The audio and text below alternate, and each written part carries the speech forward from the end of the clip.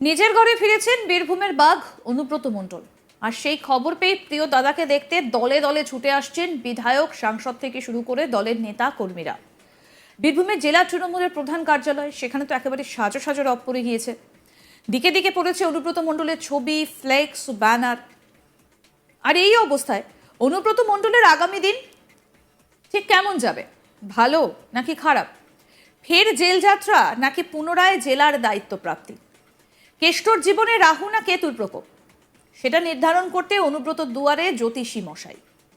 বৃষ্টির মধ্যেই একেবারে গাড়ি নিয়ে সোজা অনুব্রত মণ্ডলের চৌকাঠে এসে পা রাখলেন সেই জ্যোতিষী। আগামী দিনে কি অনুব্রতর ভালো দিন আসছে, আচ্ছে দিন আসছে, নাকি আবারও খারাপ কিছু একটা ঘটতে চলেছে?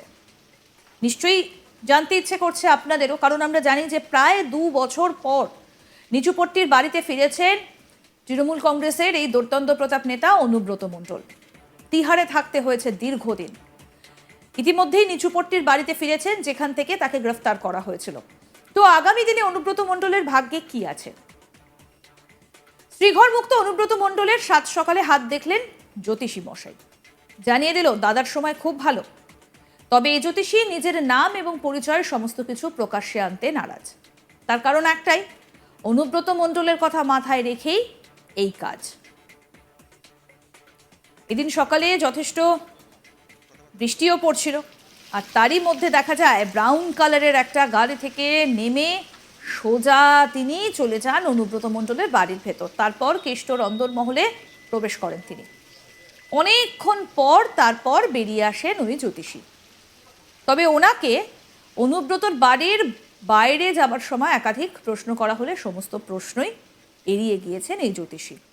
তিনি সাফ জানিয়ে দেন, দাদাকে দেখে আসলাম, সব ভালো আছে। হাত দেখলাম, দাদার সময় খুবই ভালো। আসুন শোনাই আপনাদের কি বলছেন অনুব্রত মণ্ডলের জ্যোতিষী, শুনুন। চায়ের সাথে টাও চাও, এই মারিতেই হদিশ পাও।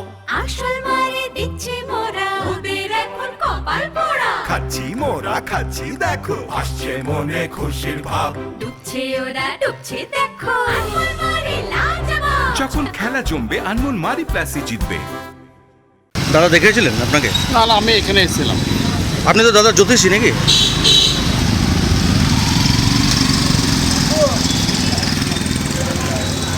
আপনি তো দাদা জ্যোতিষী? হ্যাঁ জ্যোতিষী। হ্যাঁ, দেখলেন, হাত দেখলেন, হাত দেখলাম। কথাবার্তা হলো? হ্যাঁ, সময় ভালো। সময় ভালো? দাদা সময় ভালো। আর কি কি কথাবার্তা হলো? অনুব্রত মণ্ডলের জ্যোতিষী মানে একেবারে সকাল সকাল তিনি চলে গেলেন একেবারে অনুব্রত মণ্ডলের সেই নিচুপট্টির বাড়িতে। কারণ আমরা জানি যে প্রায় 2 বছর পর অনুব্রত মণ্ডল তিনি নিচুপট্টির বাড়িতে ফিরেছেন, এবং আমরা দেখেছি যে তাকে ঘিরে কিভাবে তার যে ঘনিষ্ঠ বৃত্ত রয়েছে, কর্মী সমর্থকরা রয়েছেন তৃণমূল কংগ্রেসের, তারা কিভাবে আনন্দে মেতে উঠেছিলেন। অকাল হোলি দেখেছে এই বীরভূমের মানুষ, এই রাজ্যের মানুষও দেখেছে যে কিভাবে সবুজ আবির উড়েছে। আর তারই মধ্যে আমরা দেখেছি যে বাজিও ফেটেছে। সবকিছু দেখে একেবারে আবেগতাড়িত হয়ে পড়েছিলেন বীরভূমের কেষ্ট, কেঁদেও ফেললেন তিনি। তবে তারপর দেখা গেল যে তৃণমূলের যে কার্যালয় রয়েছে বীরভূমে, যেখানে অনুব্রত মণ্ডল বসতেন, সেই জায়গাটা একেবারে অনুব্রত মণ্ডলের ছবিতে ভরে গেল। ছবিতে ভরিয়ে দেওয়া হলো অনুব্রত মণ্ডলকে, অনুব্রত মণ্ডলের ছবিতে ভরিয়ে দেওয়া হলো সেখানে। কারণ তিনি যাবেন সেই কথাও কিন্তু শুনতে পাওয়া যাচ্ছিল। এবং এই হচ্ছে সেই কার্যালয়, তৃণমূল কংগ্রেসের ভবন, যেখানে অনুব্রত মণ্ডলের ছবিতে ছবিতে একেবারে ভরে গিয়েছে। এবং এদিন সকালে দেখা গেল যে জ্যোতিষী তিনি এসে ঢুকলেন অনুব্রত মণ্ডলের বাড়িতে, এবং তিনি হাত দেখে বললেন যে দাদার সময় খুব ভালো।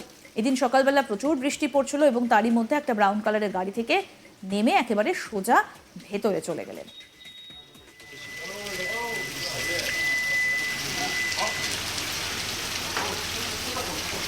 দাদা, দাদা দেখেছিলেন আপনাকে? না না, আমি এখানে এসেছিলাম। আপনি তো দাদা জ্যোতিষী নাকি?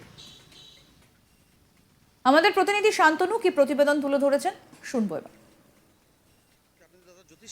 দিল্লির তিহার থেকে দিল্লি এয়ারপোর্ট, এয়ারপোর্ট থেকে সোজা দমদম, দমদম থেকে সোজা নিজ বাড়িতে। সারা রাত জেগেই কিন্তু অনুব্রত মণ্ডল নিজ বাড়িতে ফিরেছিলেন।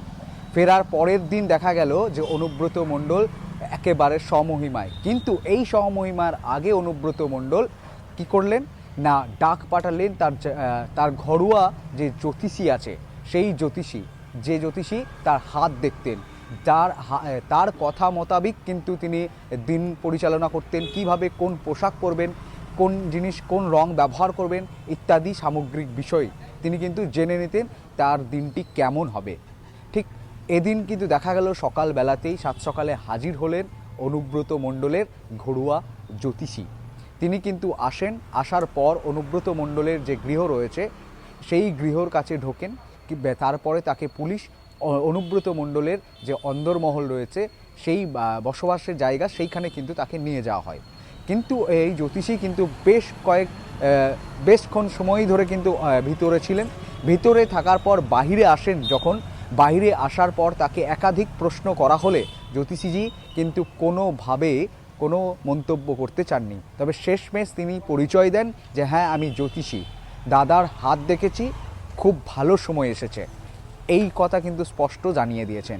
তবে এই জ্যোতিষী বের পাওয়ার পর অনুব্রত মণ্ডল ঠিক 4টে নাগাদ কিন্তু তিনি রেডি হওয়ার পর তার গাড়ি বাড়ির সামনে লাগে এবং তিনি পাঞ্জাবি পরে একের মতো কায়দায় যেভাবে অনুব্রত মণ্ডল বাড়ি থেকে বের হয়ে রাজনৈতিক কর্মসূচিতে পা রাখতেন ঠিক সেইভাবেই কিন্তু অনুব্রত মণ্ডল তিহার থেকে ফেরার পর প্রায় বাড়িতে 24 ঘন্টারও বেশি সময় না কাটিয়ে কিন্তু দলীয় কার্যালয়ের দিকে রওনা দেয়। তার আগে জ্যোতিষীর কাছে হাতও দেখিয়ে নেন তিনি। হাত দেখানোর পর কিন্তু তিনি রাজনৈতিক কর্মসূচিতে পা রাখেন। পা রাখার পর অনুব্রত মণ্ডলের নিচপটি বাড়ি থেকে গাড়ি নিয়ে সোজা বেরিয়ে যান বোলপুরের যে তৃণমূল কার্যালয় রয়েছে সেই কার্যালয়ে ঢুকে যান। কার্যালয়ে ঢোকার পর অনুব্রতর চৌকাঠে যাদের প্রথম দিনের যাদের ঠাঁই হয়েছিল না তারাই কিন্তু অনুব্রত মণ্ডলের সঙ্গে দেখা করার জন্য উপস্থিত হয় এবং অনুব্রত মণ্ডল তৃণমূলের যে দলীয় কার্যালয়, যে চেয়ারটি 2 বছর ধরে ফাঁকা পড়েছিল, সে চেয়ারে কিন্তু নিজে বসে থাকেন এবং সকলের সাথে দেখা সাক্ষাৎ করেন। এক কথা বলা যেতেই পারে যে অনুব্রত মণ্ডল যে ভাগ্যকে দেখে নেওয়ার পর কিন্তু যে দিন শুরু করেন সেই কিন্তু দেখা গেল। রীতিমতো এক কথা বলা যেতেই পারে কেষ্টর কষ্টের দিন শেষ, কেষ্টর ভাগ্যে রাহু কেতুর প্রকোপও শেষ। রীতিমতোই অনুব্রত মণ্ডলের আচ্ছা দিন শুরু তিহার মুক্তি হওয়ার পর থেকে, এমনই অনুমান করছেন জ্যোতিষী, একই সঙ্গে অন্যান্য রাজনৈতিক মহল। 2022 সালের 11ই আগস্ট গ্রেফতার হয়েছিলেন অনুব্রত মণ্ডল। 2 বছরের কিছু বেশি সময় পর 24শে সেপ্টেম্বর ফিরেছেন আবার বীরভূমে। অর্থাৎ ঘরের ছেলে ঘরে ফিরেছেন। কেষ্ট মণ্ডল ঘরে ফিরতেই খুশির হাওয়া তৃণমূলের কর্মী সমর্থকদের মধ্যে। এরই মধ্যে আমরা দেখেছি তিনি যখন ঘরে ফিরেছেন তখন সবুজ আবির দিয়ে অকাল হোলিতে মেতে উঠেছিলেন তৃণমূলের কর্মী সমর্থকরা এবং আবেগতাড়িতও হয়ে পড়েছিলেন অনুব্রত মণ্ডল। জ্যোতিষী তার হাত দেখে বললেন সামনের সময় কিন্তু ভালোই যাবে কেষ্ট মণ্ডলের। আরও আপডেট পেতে দেখতে থাকুন আজ তাক বাংলার ইউটিউব চ্যানেল, সাবস্ক্রাইব করুন।